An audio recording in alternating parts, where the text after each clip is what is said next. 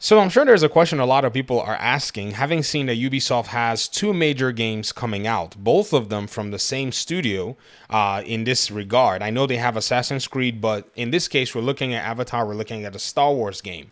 I saw a comment on one of my last videos that said, I don't think this Star Wars game is going to be good. This is a sentiment that's coming from the Division side. So some of you who may be new to Star Wars, who may not necessarily know Ubisoft's massive, their past two games that have been really popular or infamous according to some people, you'll probably know where this is coming from. And it's coming from, people who, in my opinion, seem a little dissatisfied as to how the game, the Division 1 and Division 2 were handled. Now, you have to give a little bit of leeway here when we're having this conversation because this game, number one, is already different. Number two, it's not going to have the open-endedness like the Division game. That Division style live service game, that is a can of worms. That is literally Pandora's box. And so this Star Wars game is looking like it's going to have a closed endedness to it. So that means it's not going to carry the Battlefront 2 type, game where they're going to be supporting and nerfing guns and doing all the stuff that they did from the Division. They're actually in a position to tell a story from beginning to the end. When you actually weigh this and put this and take this into account, I think your next question will probably have to be, okay, how good is the story going to be? And I think that's a question that will be left up till the day of release, whenever the game comes out. It's always good to kind of leave it at that. I see where, sometimes people might make judgments on games and their stories when they haven't come out yet. And that's always dangerous. You're more than likely going to be either eating crow one way or the other, or your expectations might be off. And then you're over here acting like, oh no, they ruined my life, because some people do that. I think the other thing that we can say or ask if it will be good will be the gameplay mechanics. Now, even from seeing the 10 minutes of gameplay, our eyes have gotten to see how the game mechanics kind of jive together. This is where we can actually judge what we have right in front of us, even though I'm aware, and I know somebody might say, I understand that there is a bigger context with more gameplay mechanics that will probably be shown later or be discovered when the game is released. But from what I see, from what my eyes are showing me, I think the game mechanics are going to be sound. I don't think we're going to have any issues because a lot of the folk who actually worked on this title have been, involved in working on gameplay mechanics in other titles that Ubisoft Massive has worked on and in fact published. Now, the question though is there are some new aspects of their game development that we're seeing that's somewhat new, like this racing, or this high-speed chase with some action attached to it, some shooting mechanics and so on and so forth.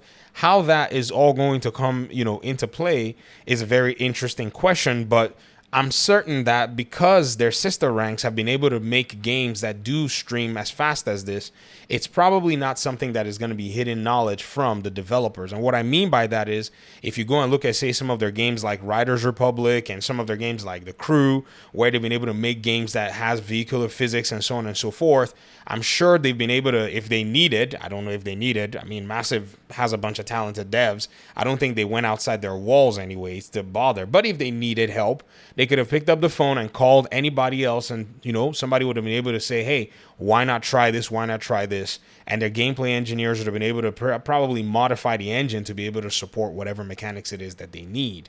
So these elements, to me, I think are probably going to be what kind of helps the game anyways, from what it is that we're seeing.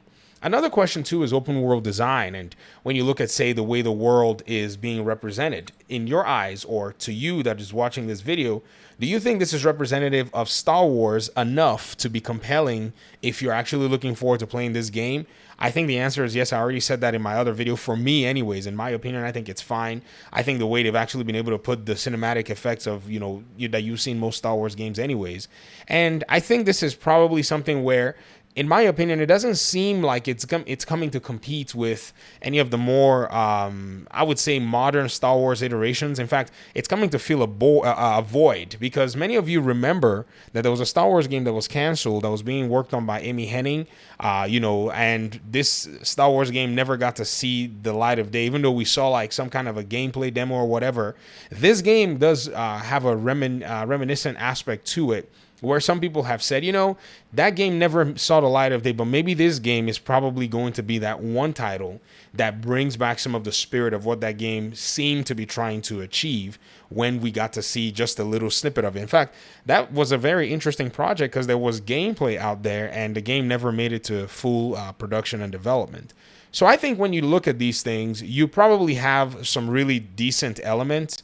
We'll see how the player character's progression goes, how their abilities grow, and then the story is going to be the one thing that ties it up. This is the huge part that I'm sure a lot of people are going to be waiting for, because one thing about Star Wars is nothing without its narrative. So I'm hoping that the narrative teams brought, their A game to this, party, because this is going to be a very heavily scrutinized game, because right now in the fandom, Star Wars is in a very strange place, number one. And number two, Ubisoft is probably coming to try to put their best foot forward. And I don't know if it was just me, but does it seem like there's going to be some kind of a decision system here with the bribe or don't bribe? Are these going to be consequential in the story depending on what direction you're going?